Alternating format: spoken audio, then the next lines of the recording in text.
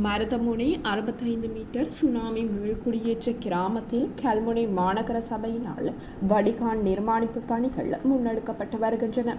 கடந்த மழைக்காலங்களில் வெள்ளத்தில் மூழ்கி தத்தளிக்கும் அம்பாறை மாவட்டம் கல்முனை மாநகர சபை பிரிவுக்கு உட்பட்ட மருதமுனை 65 மீட்டர் கிராமத்தின் நீண்டகால பிரச்சினைக்கு தீர்வினை பெற்றுக் கொடுக்கும் முகமாக மாநகர சபையினால் முன்னெடுக்கப்படும் வடிகான் நிர்மாணிப்பு பணிகளை மாநகர ஆணையாளர் NM நௌபீஸ் கண்காணிப்பு விஜயம் செய்து பார்வையிட்டுள்ளார்.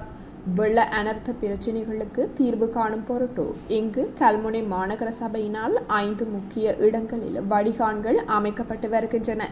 இத்திட்டத்தினூடாக பிரதேசத்தில் உள்ள அனைத்து வடிகான்களும் இணைக்கப்பட்டு வடிகான் கட்டமைப்பும் முழுமைப்படுத்தப்பட உள்ளது.